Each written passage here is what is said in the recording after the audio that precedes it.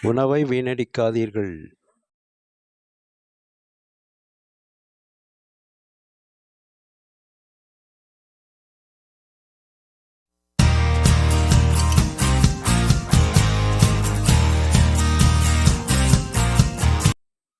Hi viewers and subscribers.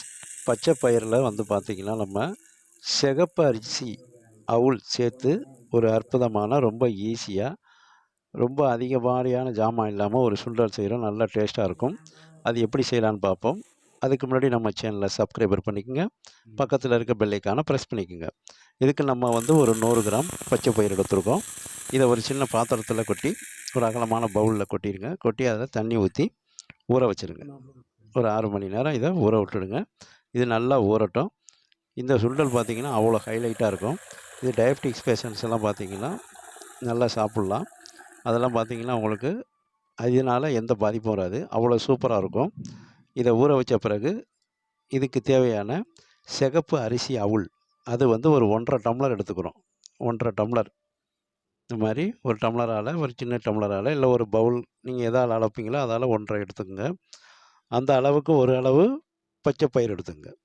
ஒரு அரை மூடி தேங்காய் எடுத்துக்கோங்க. இது கூட தேங்காய் துருவி எடுத்து வச்சுங்க. 3 காய்ந்த மிளகாய், 2 கொத்து கருவேப்பிலை, 2 கொத்து கொத்தமல்லி. இதை தேங்காய் துருவி எடுத்து வச்சுங்க. இந்த மிளகாயை உடச்சி எடுத்து வச்சுங்க. இது மாதிரி 4 தான் உடச்சி எடுத்து வச்சுருங்க. கருவேப்பிலையை உருவி எடுத்து வச்சுக்கோங்க. இந்த மாதிரி உருவி எடுத்து வச்சுக்கணும். ஒரு 1/4 மூடி தேங்காயை துருவிக்குங்க.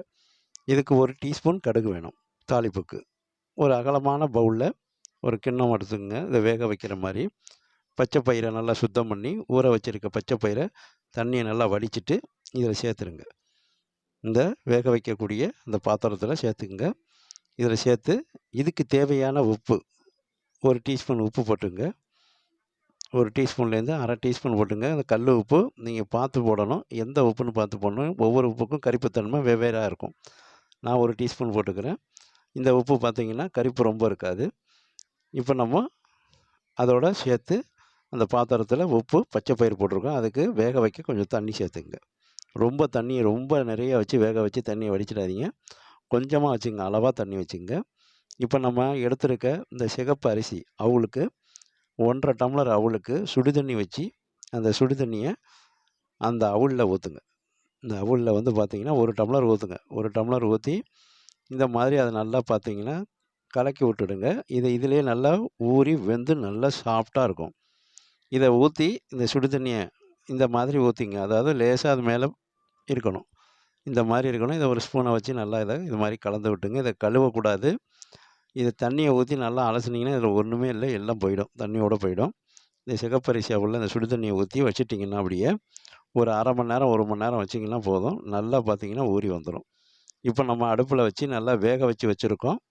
இந்த பச்சை பயிரை வேக வச்ச பச்சை பயிறு நல்லா வெந்து சூப்பராக வந்திருக்கும். இப்போ இதை எடுத்து நம்ம ஒரு பாத்திரத்தில் வடிகட்டிக்கணும். ஒரு ஜல்லடை பாத்திரம் இல்லைன்னா ஒரு ஜல்லடையில் வடிகட்டி எடுத்து வச்சுருங்க. அந்த தண்ணியெல்லாம் சுத்தமாக வடிகட்டணும்.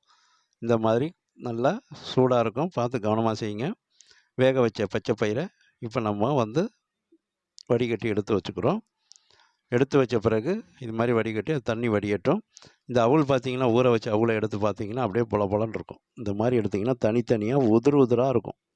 இது நல்லா சுடு தண்ணி ஊற்றி வச்சதுனால இது பார்த்திங்கன்னா ஊறி நல்லா வெந்து போய் அப்படியே உதிராகவே நல்லா சாஃப்டாக இருக்கும். இந்த அவுள் அவ்வளோ சூப்பராக இருக்கும். இப்போ ஒரு அகலமான கடாயை அடுப்பில் வைங்க. கடாயை அடுப்பில் வச்சு அது சூடு வந்தோடனே 3 டேபிள் ஸ்பூன் கடலை எண்ணெய் விட்டுக்குங்க. கடலை எண்ணெய் ஊற்றி அந்த எண்ணெய் சூடு வந்தோடனே 1 டீஸ்பூன் கடுகு போட்டுங்க. கடுகு போட்டு கடுகு நல்லா பொரிஞ்சு வரணும். இந்த மாதிரி நல்லா பொரிஞ்சு வந்தோடனே காய்ந்த மிளகாய் எடுத்து வச்சுருக்கேன். அதை உடச்சி போட்டுங்க. உடச்சி அதையும் சேர்த்துருங்க. அது கூட ஒரு கொத்து கருவேப்பிலையை போட்டுருங்க. போட்டு இது நல்லா பொரியட்டும். இது நல்லா பொரிஞ்சு வரணும். இந்த மாதிரி நல்லா பொரிய விட்டுடுங்க. இதை வந்து பார்த்திங்கன்னா தாளிக்கும் போதே நல்லா நறுமணமாக இருக்கும். இந்த மாதிரி பொரிஞ்சு வந்த பிறகு நம்ம வேக வச்சு எடுத்து வச்சுருக்க பச்சை பயிரை சேர்த்துங்க. பச்சை பயிரை சேர்த்து இதை நல்லா ஒரு மிக்ஸ் பண்ணி விட்டுடுங்க. இதை பச்சை பயிரை சேர்த்து அது கூட ஊற வச்சு வச்சுருக்கக்கூடிய அந்த சிகப்பு அரிசி அவுளையும் அதிலே சேர்த்துருங்க. அப்படியே இப்போ அந்த பச்சை பயிர் கூட சேர்த்துக்குங்க. இதை சேர்த்து நல்லா பார்த்திங்கன்னா ஒரு மிதமான அடுப்பை வந்து பார்த்திங்கன்னா சிம்மில் வச்சு தீஞ்சு போயிடாத அளவுக்கு வச்சு நல்லா கிளறி விடுங்க. அடுப்பில் எரிஞ்சிக்கிட்டு தான் இருக்கணும், ஆஃப் பண்ணிடக்கூடாது. இதை வந்து சிம்மில் வச்சு இந்த மாதிரி நல்லா மிக்ஸ் பண்ணி விடுங்க. அந்த தாளிப்போடு பச்சை பயிரோடு நல்லா மிக்ஸ் பண்ணி விட்ருங்க. இப்போ பார்த்திங்கன்னா நல்லா மிக்ஸ் ஆகி வரும். இது நல்லா இதை கலந்து விடுறதுல தான் இருக்குது. நல்லா கலந்து விடணும். இதை கலந்து விட்ட பிறகு துருவி வச்சுருக்க தேங்காயை எடுத்து இதில் தூவி விட்டுடுங்க. தூவி விட்டு இந்த தேங்காயை தூவின பிறகு இதையும் நல்லா கலந்து விடுங்க. கலந்து விட்டிங்கன்னா நல்ல டேஸ்ட்டு அற்புதமாக இருக்கும். இந்த தேங்காய் துருவினது சேர்த்த பிறகு இந்த பார்த்திங்கன்னா இந்த அவுள் பச்சை பயிறு சுண்டல் அவ்வளோ ஒரு ஹைலைட்டாக சூப்பரான டேஸ்ட்டில் அட்டகாசமாக இருக்கும். இப்போ இந்த தேங்காயும் சேர்த்து நல்லா கிளறி விடுங்க. இந்த சூட்லேயே இந்த தேங்காயும் நல்லா வெந்து போகும். அடுப்பு ஸ்லிம்மில் தான் இருக்கணும். இதை வச்சு நல்லா கிளறி விட்டுக்கிட்டே வாங்க. கிளறி விட்டு இது மாதிரி நல்லா மிக்ஸ் பண்ணி விட்ருங்க. இது நீங்கள் நல்லா மிக்ஸ் பண்ணுறதுல தான் இருக்குது. இப்போ இதுக்கு தேவையான உப்பு, நம்ம அவளுக்கு உப்பு போடல, அந்த பச்சை பயிருக்கு தான் உப்பு போட்டிருக்கோம். இப்போ இதுக்கு தேவையான உப்பு ஒரு 1/4 டீஸ்பூன் உப்பு எடுத்து தூவி விட்ருங்க. தூவி விட்டு இதை நல்லா பிரட்டி விட்ருங்க. நல்லா மிக்ஸ் ஆகணும், ஒன்றோட ஒன்று நல்லா மிக்ஸ் பண்ணி விட்ருங்க. இப்போ ரொம்ப ஹைலைட்டான டேஸ்ட்டான ரொம்ப சாஃப்டாக வயசானவங்கலேருந்து எல்லோரும் இதை வந்து நல்லா விரும்பி சாப்பிடுவாங்க. சூப்போடு சாப்பிட்டிங்கன்னா ஹைலைட்டாக இருக்கும். டீயோடையும் சாப்பிட்லாம். டீக்கு பார்த்திங்கன்னா நம்ம பஜ்ஜியெல்லாம் எடுத்துக்குவோம், பிஸ்கட் எடுத்துக்குவோம். அதுக்கு பதில் இந்த பச்சை பயிரும் இந்த சிகப்பரிசி சுண்டலும் சேர்ந்து, சிகப்பரிசி அவல் சுண்டலும் சேர்ந்து சாப்பிட்டிங்கன்னா சூப்பர் டேஸ்ட்டில் இருக்கும். இது சாப்பிட்டா போதும். இப்போ அற்புதமாக நமக்கு ரெடி ஆகிடுச்சு. இது மேலே நம்ம கொத்தமல்லி தழை தூவி விட்டு அதையும் ஒரு கிளறி விட்டுடுறோம். நல்லா மிக்ஸ் பண்ணி விட்டுடுங்க. மிக்ஸ் பண்ணி விட்ட பிறகு சூப்பராக நல்லா நறுமணத்தோடு ரொம்ப ஈஸியாக எவ்வளோ குயிக்காக அதை செய்ய முடியுமோ செஞ்சிடலாம். இது ஊற வைக்கிறதுக்கு மட்டும்தான் டைம் எடுக்கும். இந்த மாதிரி நீங்கள் சூப்பராக இந்த சிகப்பரிசி அவல் பச்சை பயிறு சுண்டல் செஞ்சு சாப்பிட்டு பாருங்கள். எவ்வளோ டேஸ்ட்டாக இருக்குன்னு பாருங்கள். டீயோடு சாப்பிட்டிங்கன்னா சூப்பராக இருக்கும். இந்த மாதிரி செஞ்சு நமக்கு இப்போ அற்புதமாக ரெடி ஆகிடுச்சு. இப்போ நம்ம பிளேட்டுக்கு மாற்றிக்குவோம். இந்த மாதிரி நீங்களும் சிகப்பரிசி பச்சை பயிறு வச்சு ஒரு ஹைலைட்டான டேஸ்ட்டான சுண்டல் செஞ்சு பாருங்கள். இதை நீங்கள் பிளேட்டுக்கு மாற்றி அது மேலே சில்லி ஃப்ளேலாம் தூவி விட்டு கொடுத்தீங்கன்னா ரொம்ப டேஸ்ட்டாக இருக்கும். அது கூட வாழைப்பழம் வச்சு சாப்பிட்லாம், இன்னும் ஹைலைட்டாக இருக்கும். நல்ல ஹெல்த்தியாகவும் இருக்கும். சுகர் பேஷண்ட்ஸ்லாம் பார்த்திங்கன்னா சாப்பிட்லாம், சுகர் இருக்கவங்கலாம் சாப்பிட்லாம். அவங்க வந்து சூப்போட சாப்பிடுங்க, இன்னும் சூப்பராக இருக்கும், ஹைலைட்டாக இருக்கும். இது திரும்ப திரும்ப செஞ்சு கேட்பாங்க. சிறுவர்கள்லாம் நல்லா இதை பார்த்திங்கன்னா விரும்பி சாப்பிடுவாங்க. மாணவர்கள் குழந்தைங்கள்லாம் பார்த்திங்கன்னா நல்லா விரும்பி சாப்பிடுவாங்க. ரொம்ப ஹெல்த்தாக இருக்கும். நல்லா சாப்பிட்ட பிறகு சுறுசுறுப்பாகவும் இருக்கும்.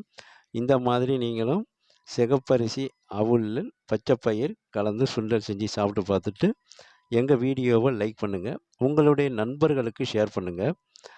அவங்களையும் லைக் பண்ண சொல்லுங்கள். இந்த மாதிரி சுண்டல் செஞ்சு நீங்கள் தெருவோர கடைகள்லாம் வச்சு வியாபாரம் பண்ணலாம். அதே போல் பார்த்திங்கன்னா டீ ஷாப்லலாம் இது வைக்கலாம். நைட்டு டைமில் இது பார்த்திங்கன்னா நீங்கள் வைக்கலாம். சாயங்காலம் நேரத்தில் வச்சிங்கன்னா இன்னும் நல்லாயிருக்கும். விசேஷக்காரங்க வீட்டிலலாம் இந்த வடை பஜ்ஜி போடுறதுக்கு பதில் இந்த மாதிரி ஒரு சுண்டலும் டீயும் கொடுக்கலாம். இந்த மாதிரி செஞ்சு பார்த்துட்டு எங்கள் வீடியோவை லைக் பண்ணுங்கள். எங்களுடைய வீடியோவை பார்க்கும் அனைத்து வியூவர்ஸுக்கும் சப்ஸ்கிரைபர்ஸுக்கும் மனமார்ந்த நன்றியை தெரிவித்துக் கொள்கிறேன்.